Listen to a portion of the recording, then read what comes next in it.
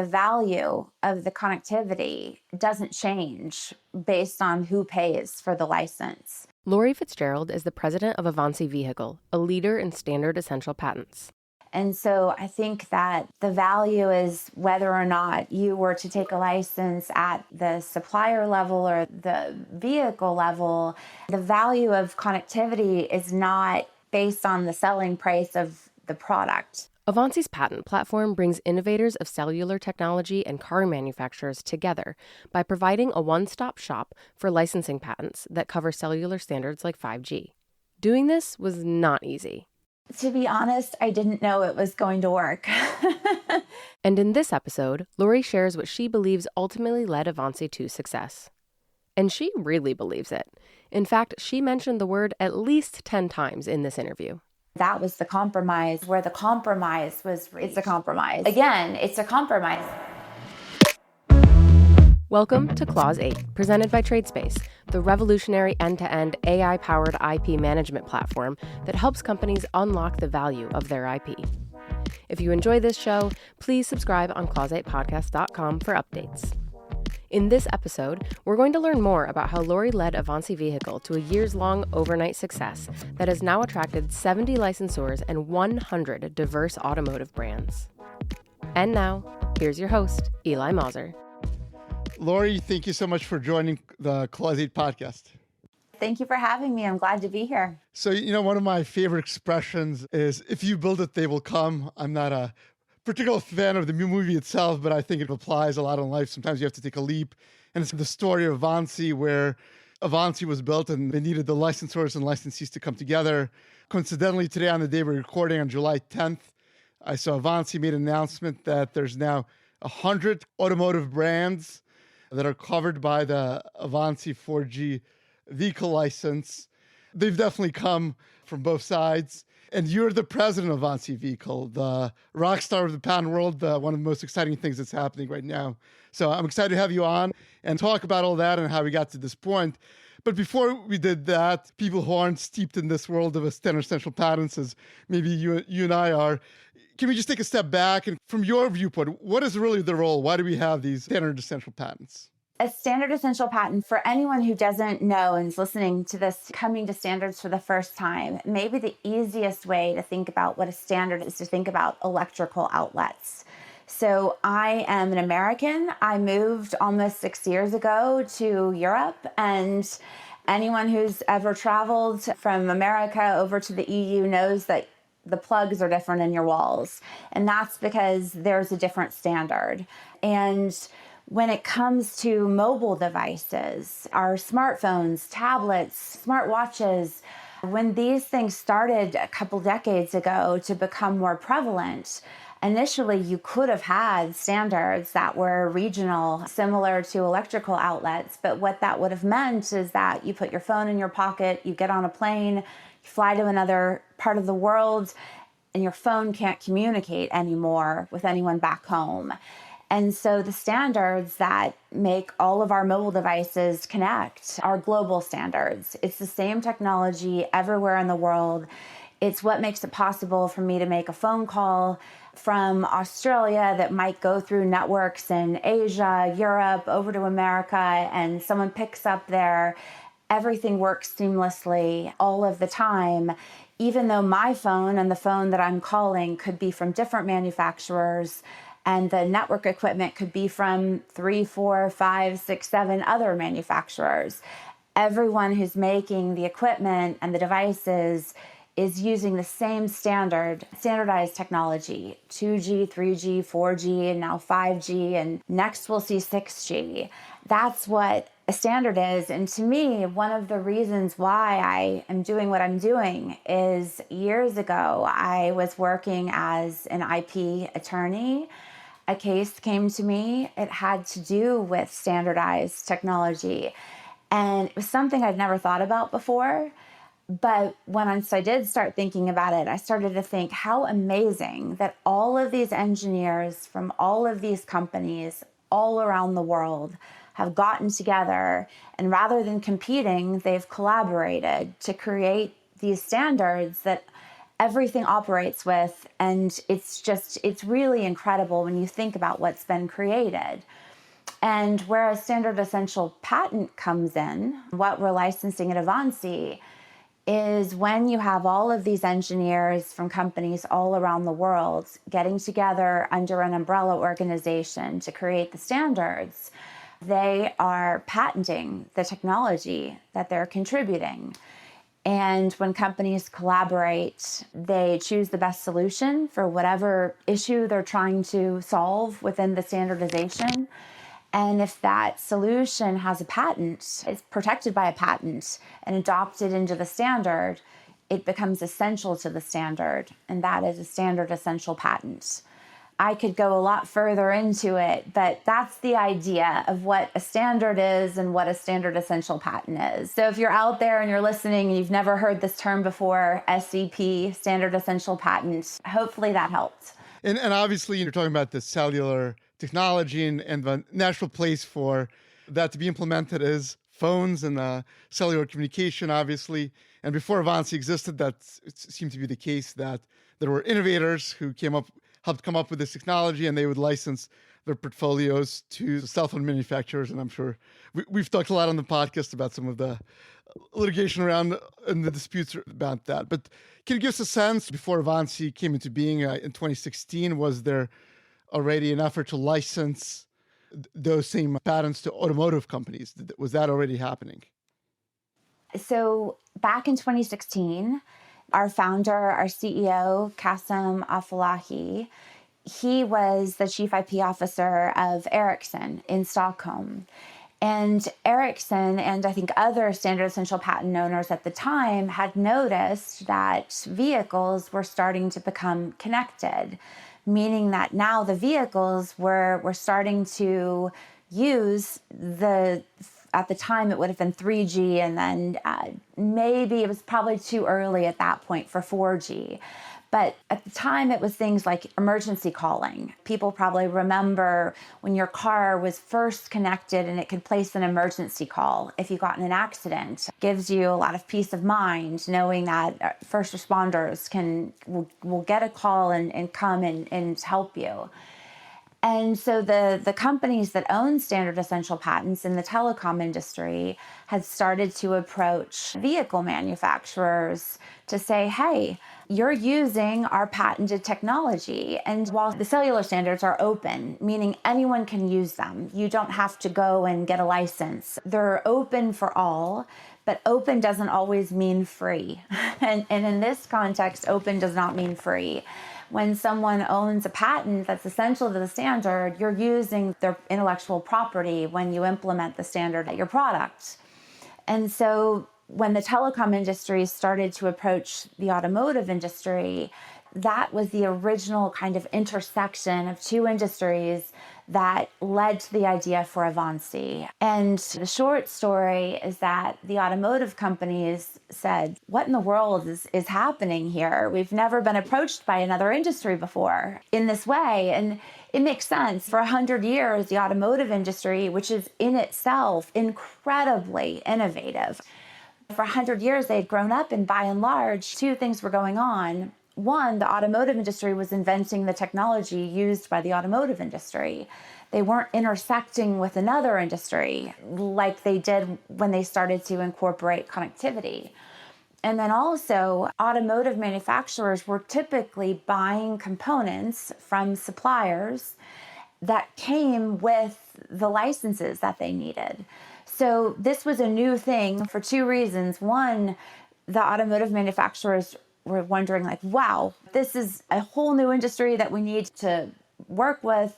And also, they're asking us to take a license for our vehicles, and they're not talking to our suppliers. They're talking to us. And so one of the automotive manufacturers who was talking to Qasim made the comment, there's so many patent owners out there that are sending us letters. Is there a one-stop shop where I can go and get a license for everyone at one time? And I think at that point, Qasim had already been thinking about what is the most simple and the most efficient way to license all of the things This is the Internet of Things, all of the things that are going to be connected in the future. And out of that thinking and that idea, the concept for Avanci was born. So was to create a one-stop shop. The idea was not to be limited to vehicles, and we're not. But at the time, the vehicles were the first thing in the Internet of Things that were really starting to become sold in any volume. And I think that's why it caught the attention of the patent owners. And somebody might be listening to this and think the component manufacturer, that's who is implementing the 2G, 3G, 4G technology, not the car company. They're just buying this component. Why weren't the licensors approaching the component manufacturer for relying on their technology? I think some licensors were approaching the component manufacturers. And I know that there have been many licenses signed at the component level. So it's not a situation where all of the standard essential patent owners are licensing at the vehicle level or the component level.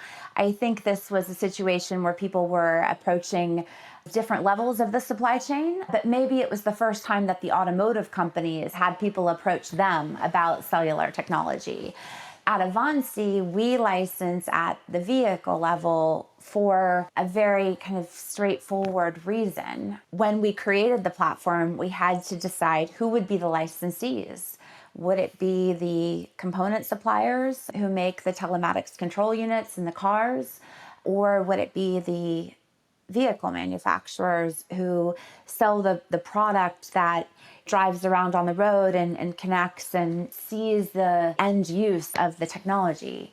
And something that's very important about Avanci is we are always trying to be as simple and as efficient as possible. So when you're trying to be simple, offering licenses at multiple levels of the supply chain, that's not going to fit with our model. We're always trying to lower transaction costs, keep it simple. So we needed to choose, do we license at the supplier level or at the vehicle level? And also what's really important about Avanci is that we don't own the technology ourselves that we're licensing. We don't own the patents. We can only license them because we're given the rights to do that by the patent owners. And so when we're collecting the rights to grant the one-stop shop license, we have to have a standard agreement that all of those patent owners, like I said, it's almost 60 from all around the world, can agree to. It also then has to be acceptable to the licensees. And so what we do is we collect feedback individually from potential licensors and potential licensees on what they think our standard agreement should look like. And when we were creating the 4G vehicle program, where the compromise was reached was to license at the vehicle level. And I think efficiency plays a big role in that. The patent platform, Avanci, we can easily track connected vehicles around the world. It's much more opaque to try to track what is licensed in a supply chain situation where there could be multiple suppliers. There could also be, and there are, multiple connectivity components in vehicles, where if you start licensing the components, maybe people are now paying more than they would if they just paid one price for everything in the vehicle. And then most importantly, that was the compromise, and it's what we have obtained the rights to do, is to license at the vehicle level. And it's really, when we're looking at the terms of our license, including the price, the discussion always centers upon what is the value of cellular connectivity to the driver, to the passengers, and to the OEM who sells the car and continues to stay now in contact with its customers. You're looking at the use cases that are at the vehicle level. The cynical view, the criticism that you hear as well, they picked the vehicles because those cost the most. If you try to go and see what is the value to that component, it'd be very little. And then you wouldn't be able to collect money from that. Do you hear that? And I guess what is your response? Yeah, I think from my perspective, the value of the connectivity doesn't change based on who pays for the license. And so I think that the value is whether or not you were to take a license at the supplier level or the vehicle level, the value of connectivity is not based on the selling price of the product. That's not one of the factors that I've heard people talk about when we discuss what is the value here. But yes, I've heard that position, but how we set our pricing for an Avanci license is really trying to find that middle ground. And the price is really about what is the price that can attract the critical mass of licensors. Importantly, the price of an Avanci license does not change as more licensors join the platform. It also doesn't change as the existing licensors are granted additional patents. When a licensee signs a license for our 4G vehicle program, for instance, it's $20 per vehicle for the life of the vehicle. And over time, as additional licensors join and as the number of licensed patents grows, that number stays the same. And so we're looking at finding the price that will attract the critical mass of licensors while still being acceptable to licensees. And that's everyone considers maybe not what they believe is the actual value of connectivity, but that it's a fair and reasonable compromise between everyone's thinking on what is the value, right? When you're dealing with so many companies, as with anything, everyone has a different opinion. And so we're just looking for the middle ground. You've mentioned, I think, the word compromise in discussions several times. And I was looking at the history from a time, obviously, the founder of Avanci heard this idea or thought of it. I started in 2016. It took over a year after that to get, it's not like that the licensee was rushing to sign this. And then it took 2 more years then to get a second licensee in 2019.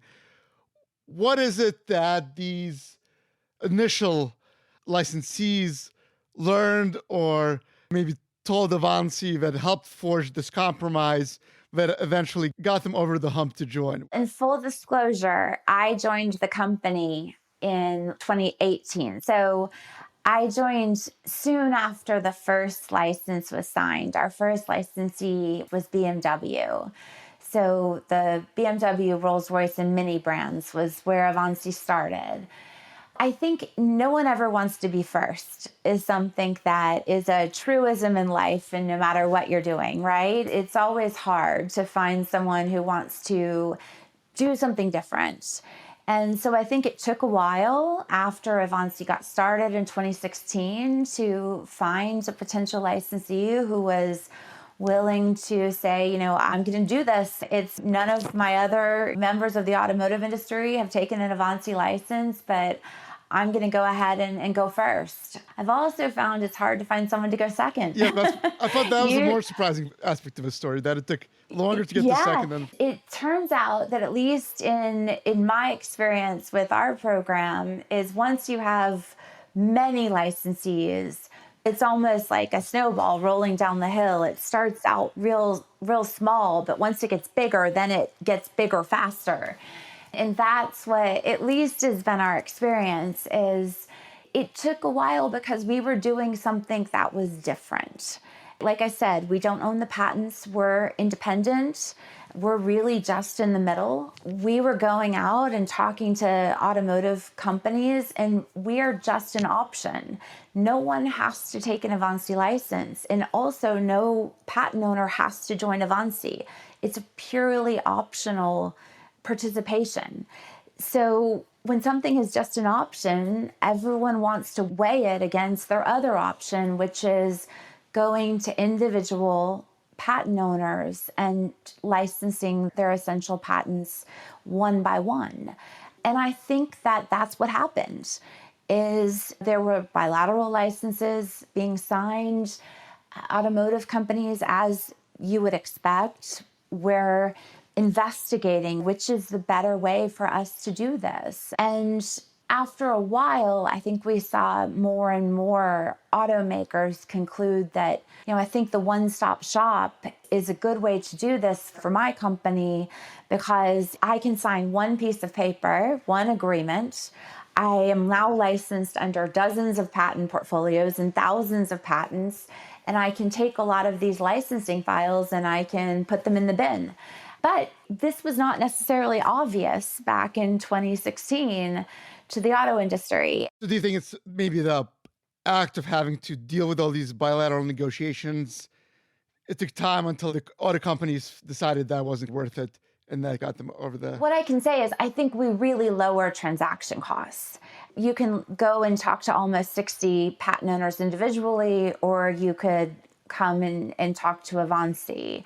I mean, I used to work in bilateral licensing, and the discussions can go on for months, maybe longer. Maybe you have to hire a patent lawyer or hire some technical experts or spend some time reviewing claim charts. And one of the things that a potential licensee has to think about is maybe you have an idea of what you think the technology is worth, but one of the more difficult aspects of patent licensing when you're talking about standard essential patents is trying to determine what portion of that aggregate each individual licensor should be paid. That takes a lot of time, and you've really got to have an idea of, well, what is this portfolio strength versus this portfolio strength? And you also don't know when you sign a license with one individual licensor who might come knocking on your door the next week and say, I also own patents. It's obviously done, and it happens. There's lots of individual licenses signed all the time. So it's by no means impossible. But if you have a one-stop shop option, that may turn out to be attractive for you because it's quite convenient. And you weren't there in the beginning, but I thought there was something interesting about the timing of when you joined. You joined before there was this momentum. What made you believe at that point that this is going to work when you decided to move to Europe and go all in on this idea? To be honest, I didn't know it was going to work. I think anytime you do something new in business or in life, right, it's really hard to predict. But I've always been someone who is willing to take a risk. I figured that if it didn't work out, I still had a law degree. I could go back to my old career, but I really wanted it to work because I believed in the idea. So I had spent more than a decade working as a trial lawyer, involved in litigations that were about standard essential patents. And typically it was either a dispute where the parties had been negotiating for a long time, typically a cross license, and they just could not agree. And something that a lot of times led to the inability to agree was there was a lack of transparency. Everyone wants to know, if you're the one selling the products, you want to know, what are my competitors paying this patent owner? And it's difficult. Usually these licenses are confidential, and so it may only be in litigation that all of this information becomes available to your lawyers. And I started to think, even before I'd heard of Avanci, there has to be a better way to do this that doesn't involve litigation and all of these transaction costs and the time and the people. And when Kasim left Ericsson, I remember I sent him an email. I said, this is a great idea. I wished him luck. And I continued to think about it. Like, what a fantastic idea. I wish I had thought of it myself, but I thought at the time I recognized that it was a great idea and that it had so much potential. At the time, I didn't know that I would eventually be part of it, but when I had the opportunity, I jumped at it. Moved to Ireland, where we have a lot of the operations of the vehicle platform. And I have to say, it has professionally been the most fun thing and interesting thing that I have done in my career, is to get to be part of growing the vehicle program. It's also been the most challenging and at times frustrating and difficult thing that I've done in my career, but it's been a journey. You saw the vision. What do you think needed to happen for everybody else to see the vision? I think what we needed to do to make it work is we had to find the right set of licensing terms. That's the secret sauce. There's two agreements that you have to get right. One is the form agreement, the one that all the licensees are offered and that they execute. But then the other, maybe the more important in some ways, because it's what gets you started, is the agreement between the patent owners. I think that was what we had to get right, because we had to find a way to bring all of the inventors, the companies who have invented and who have created this amazing technology. We had to find a way to bring them all together. The reason why we have, I think, an attractive license offering is because we have so many patent holders who are licensing through the platform. But that is not simple, because if you look at our website and you see all the different patent holders, you'll see they're from all over the world. They're very different in terms of the types of companies. Some sell smartphones, some make infrastructure, some are research institutions. We have a patent pool who participates as a licensor. We have small licensors, NPEs, big companies. It's a very diverse group. And so, as you would expect, whenever you have a very diverse group of anything, no one agrees on anything. And so I think the challenge and what we had to get right to make it all work was finding the terms of a master agreement that could work for all of those patent holders. And to this day, that's, I think, the most complicated part of it all, because only when we were able to obtain all of those rights could we really go to the automotive industry and say, we have something really great to offer to you. The price and the terms are really, we think, a great option, but that was never going to happen until we had, I think, this agreement that could attract the critical mass of licensors. And that's something that makes Avanci different. I think we have, at this point, we think around 90% of the 4G and 5G patents covered by our license. And that, I think, that level of participation is something we've been able to achieve that is not typical. And what do you think you have to get it right about that agreement with the patent holders? Some of the bigger ones who traditionally did not join pools, they were happy having the engagement bilateral negotiations. What I guess said, all right, for Avanci, we'll do something else. It's a long agreement, 100 pages maybe. And so there's a lot of things that you have to get right. But of course, one thing that everyone talks about, and it's true, is you have to get the royalty allocation system. I mean, it has to be the right compromise that everyone can agree to. Like I said earlier, the price is the same for every vehicle under license. And so for our 4G program, for instance, it's $20 per vehicle.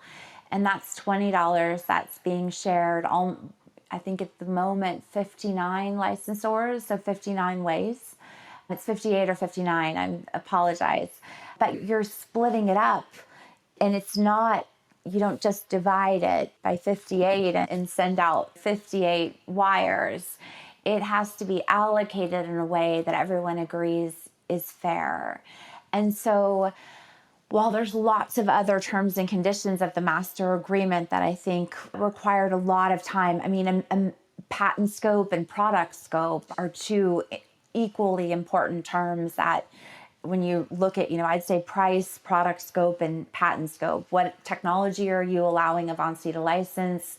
What products are you allowing Avanci to license? And then how will Avanci split up the royalties between all of the licensors? And one thing that is critical, I think, for everyone to understand is the price of the license, like I said, doesn't change. You might be splitting $20 5 ways, and then 15 ways, and then 20 ways, and then 58 ways. And so the share of each licensor only goes one way. It's down. You take less and less per vehicle as more and more licensors join.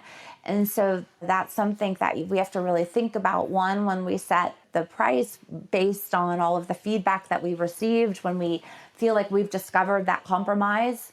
But also in the allocation system, it has to be one that everyone can continue to live with as time goes on, and the share they're allocated percentage-wise gets smaller and smaller. I always say your share of the pie gets smaller, but the idea is that the pie will get bigger as more and more licensees join. So that's the balance. No one has to stay. When you're a licensor and you join, you can leave. We haven't had anyone leave. Getting that agreement right is critical to not just attracting new licensors, but retaining the ones that you have. Have you had licensors complain, like having second thoughts, or like Everybody complains to me. I'm like a complaint box. Licensors and licensees, of course, they complain about things. This is a business that, it's a compromise. The definition of a compromise is that no one's completely happy. So, of course, I've had complaints over time from many different participants, but I've also had a lot of great feedback from licensors and licensees about what Avanci has done. And we listen to every single complaint. Believe it or not, we really do listen to everyone. And I think that's one of the reasons why our 5G program has grown so quickly, because we took all the feedback we'd gotten from the 4G program and tried our best to incorporate changes into the 5G program that were responsive to that feedback. The growth that we've seen right from the beginning, I think in some ways shows the evidence that we listened. I want to ask a little bit about the allocation piece, because I think that's fascinating. A common thing you hear is that, well, just because somebody has a lot of patents doesn't mean there's value to those patents. How does the allocation work with the patents? Is each patent assigned a certain value? I think when you're creating any joint licensing solution, whether it's a platform like Avanci or a patent pool where maybe you've got just a few patent owners and they're getting together to pool their patents, you obviously have to come up with some way that you're going to share. And there's unlimited ways that you could do this as long as everyone agrees. You could do it based on, the number of patent families that have been granted to your company, or there could be lots of different things. What we found at the beginning of Avanci was just looking at granted patents or declared patents or just, evaluated essential patents. A pure patent counting system was not going to be widely accepted by many licensors for many different reasons, but we needed to do something different. And this is where I think, as I talked about earlier, a lot of the work comes in. Our royalty allocation methodology has 3 categories where licensors can be allocated points. The first category is patent families, where you have a member of the family that's evaluated to be essential. This is, I call it maybe our essentiality checking system. We have a network of, I'll call them IPEs, independent patent evaluators, that are all around the world. They do 2 tasks for Avanci. One is when someone comes to us and is interested in joining as a licensor, we send off a patent claim chart that they provide to us to an IPE. And if it comes back confirmed to be essential, then that licensor is eligible to join the platform. So we use the IPE network to check for eligibility. No one can join unless they own at least one standard essential patent for the relevant standards. But then we also use the network of IPEs as part of the royalty allocation methodology. If you're a licensor, you come to us. Something I'll say, a little advertising, is if you're thinking about joining Avanci, we cover the cost of that first evaluation. We want to make it easy for companies to join. There's no cost at the beginning. But after you join as a licensor, after a certain period of time, you can make what we call the initial submission, and you can submit more claim charts to be evaluated. And we send those out to the IPEs who are anonymous, completely anonymous to the licensors. We keep them anonymous for the really important reason that we don't want there to be any even suggestion that a licensor could be communicating with an IPE or trying to influence the process. So we keep all of the IPEs are anonymous. but we send out the claim charts for each licensor. They can refresh their submission once a year. But patents that come back and have been found to be essential by an evaluator, then there's that licensor is allocated points in our royalty allocation system, the patent points. That's one way a licensor can be awarded, because people always ask, I'll say, no, they are not all found to be essential. Absolutely not. When we receive a negative result, the licensor has the option of sending it for a second evaluation, but that's the end of it. If it's the second evaluation is always the final decision. So you get one recheck if you opt for that, but we stop it there. And that's, everyone has agreed to this. It's not my decision or Avanci's decision. This is how the licensors have agreed.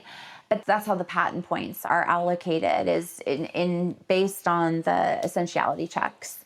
Then there's also points that can be allocated in our system for approved contributions to the standard. These are not patents, but it's if you look at standardization and you look at contributions, technology contributions that have been approved into the standard, meaning they were adopted by the working groups within the standardization organization for one of the standards that we're licensing.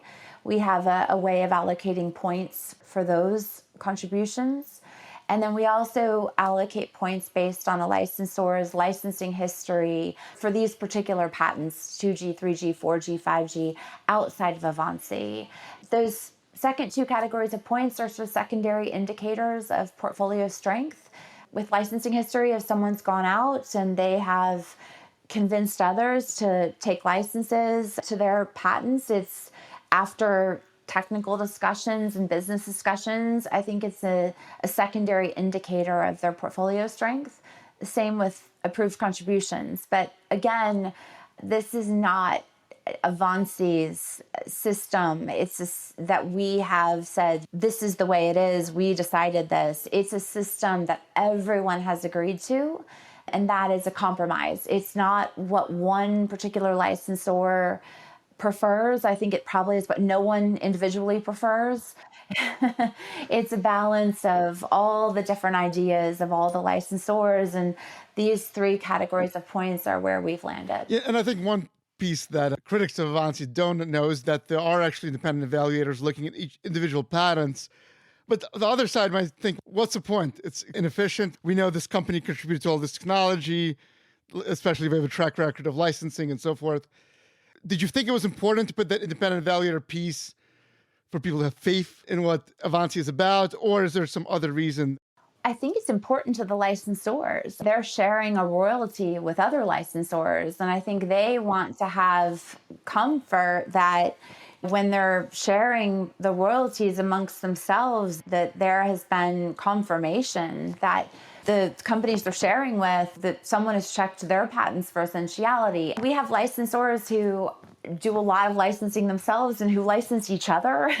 We have licensors who may be in disputes with each other over their own portfolios. And so it's, I think something we're really proud of is that we've been able to find a system that everyone can agree to. And like I said, it's not I'm not sure it's what any one of them would do individually. Probably not, but it's a compromise. It really is. But I think, too, the essentiality checking it's of course to give comfort to the licensees. And I think, personally, I think it's very important to have a system where there is checking going on. It's critical, of course, for eligibility to join. I mean, we have to make sure that no one is sharing in the royalties if they don't actually own a truly essential patent. So there's lots of reasons why we do it, but I think it does give everyone comfort that the checks are ongoing.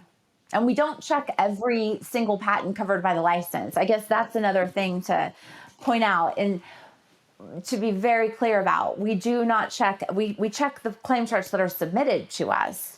But our license is definitional, meaning that it defines the licensed patents as any essential patent, any cellular essential patent. So 2G, 3G, 4G, or 2G, 3G, 4G, 5G, that's owned by any licensor at any time during the term of the agreement.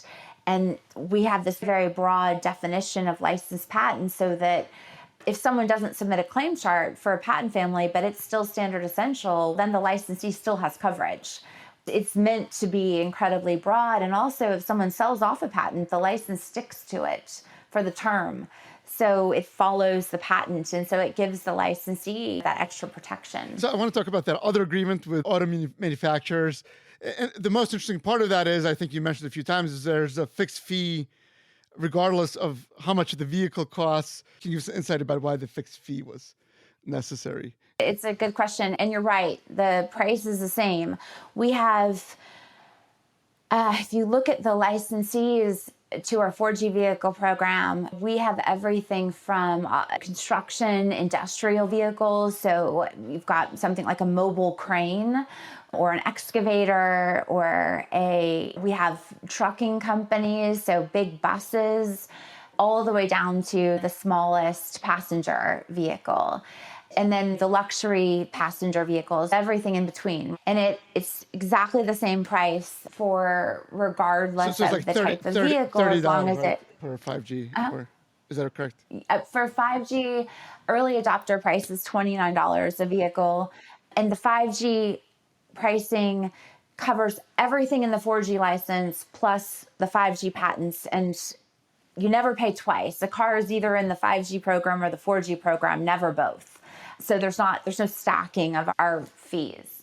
But the 5G program so far, I think it's largely passenger vehicles, trucks and buses, but we have some construction, but both programs, it's a really wide variety.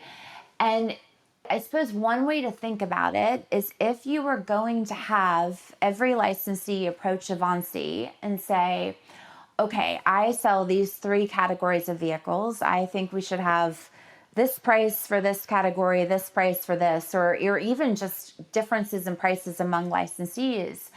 We would each time have to go back to every single licensor and have a price negotiation. It would be in some ways exactly the same as if that licensee went to almost 60 or almost 70 patent owners and negotiated the price themselves. And that's always an option. And so if a licensee thinks that they should have either different prices for different kinds of cars or a different price from the Avanci price, that's the best way. You'd have to go and do bilateral licensing because you have to talk to everyone. For us, we would not be simple and we would not be efficient if every time a licensee is working on a license with us, we have to have 60 individual negotiations. We don't save anyone transaction costs in that case. But having one price is simple. And it's very efficient. There's no negotiation over the price after the price is on our website. That negotiation went on for years, for instance, before we launched the 5G program. It took years to get to the price that we disclosed publicly because we had to individually talk to so many different stakeholders and collect their feedback individually and filter it and then go back to everyone till we got it right. But that's why the idea of joint licensing is that, again, it's a compromise price that covers worldwide sales. So it's a licensee sales by them and their affiliates anywhere in the world, and it's all their different types of vehicles. Many of our licensees sell high end and low end, and it's very simple to just have one price. And I think that the price is a compromise. I think that it's a representation of everyone's ideas about the value of the technology to a vehicle and have come together and met somewhere in the middle. I was actually talking to Laurie and Mueller about this, and I said, I don't get it, because these car manufacturers are selling cars for, some of them for $100,000, and they're whining about this $30 fee. And then he mentioned something else. He said the luxury car manufacturers are also selling services based on this technology. Is that something that you're thinking about in the future to take into account all these services that companies might be selling versus somebody who's maybe just for emergency situation? I think that the price of the vehicle does not necessarily correlate to the services that the driver may avail themselves of, or I think someone driving an inexpensive car might use connectivity a lot more than someone driving a more expensive car. Like I said, we're not setting the price based on the selling price of the vehicle. It's about really what value does that core connectivity functionality bring to the vehicle, and then the OEMs themselves are able to use that core technology and they innovate further. Many of them now are offering connected services, over-the-air updates using the cellular standards. There's safety features, beginning of autonomous driving. There's things that use cellular connectivity, things that use other kinds of And connectivity. they're sort of charging money for those some of those services, like on a monthly recurring basis. Yeah, for sure. Some I think, I don't, off the top of my head, what I'm aware of is some OEMs offer some level of services with the vehicle, with the purchase price. And then you can purchase additional services levels. And so it's really up to the driver, I think, to decide whether or not they want to have a monthly subscription or yearly subscription, and what level of services. I think that the service model really differs by OEM. And it's great, I think, that drivers out there, when they're looking for a new car, they have all these choices. Are you hearing feedback from licensees that these car companies are making additional money based on the technology that we created, and that should be accounted for somehow? Do you mean from patent owners? Yeah, patent owners, yeah. No, I think what we really looked at when we set the price is finding a compromise on the value of just that core technology going into the vehicle and knowing all the different use cases that were out there, including connected services.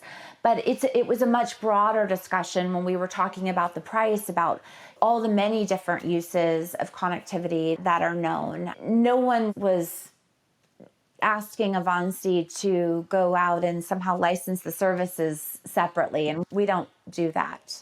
What an OEM does with the connectivity after they pay the one-time fee at the beginning, that's not something that we know about, but that's why we're simple and efficient. The last topic I want to discuss with you is the proposed European standard essential patent regulations, obviously a big topic in the standard essential patent world. You might look at Avanci and say, all right, that's working pretty well. And it seems like some of the ideas about evaluating patents, some of them are like putting that into a government entity. And I guess my question is really what you think of all that. I mean, I think the most important thing when I think about it is that to make clear that Avanci shares the same goals as the commission, which I understand to be making SEP licensing simpler, more transparent, more efficient. I mean, those are the things that we've been working on since the day we started back in 2016. So our goals, I think, align with the goals of the proposed regulation. When it comes to the regulation itself, I think it's clear to everyone that there's been an incredible amount of debate over it. But overall, my view is that while the regulation has been pending and being discussed and debated, we've continued to make licensing simpler, more efficient, more transparent. And so we've continued to grow Avanci. We've launched new programs. Last year, we launched Aftermarket Auto, a smart meter, an EV charger program, Avanci Video, Avanci Broadcast. I mean, we haven't needed a regulation to be put in place to do all of that. We've continued to keep achieving the goals, I think, of the regulation while all of this debate has been going on. And what that tells me is that the market is working and that additional regulation isn't necessarily needed or the solution. I think that joint licensing platforms and pools like Avanci are a way to achieve those objectives, and we're out here in the market, not just Avanci, but there's other joint licensing solutions as well. And we've been out here doing business as usual. There's probably patent litigators listening to this, and maybe they're frustrated by all this unnecessary fighting like you were back in the day. And they're like, wow, Laurie's doing something really cool, something she had a vision for, and now she gets to join it and grow it, and she's super successful at it. What advice would you give to anybody who wants to follow your path? I'd say call me. We've been certainly scaling up our team. So yeah, if this is something you're super interested in and you think that you'd enjoy it, please reach out. Maybe there's a spot for you on the Avanci team. I think there's a few things that have served me well in this role. Being a good listener is really important in licensing and in creating any sort of licensing solution where you have to have multiple parties. I think patience has been maybe the most important skill I've exercised over the years. And then, as I always tell my team, we all have to keep a sense of humor and a sense of adventure and stay creative because something new is always happening. I think my advice to anyone who's interested in doing this is pursue it. It's a great adventure, and I'm glad that I joined Avanci, and I'm really excited about whatever the future holds for us. We're certainly going to keep up our mission of trying to make things more efficient and simpler for licensees and licensors all over the world. Thank you, Laurie. Thank you for coming on Clause 8 and helping tell the story of what Avanci is doing and hopefully clarify some of the misconceptions out there. Thanks for coming on Clause 8. Thank you so much. Thank you so much for listening. Don't forget that new episodes of Clause 8 come out every 2 weeks, so be sure not to miss it by subscribing at clause8podcast.com or wherever you listen.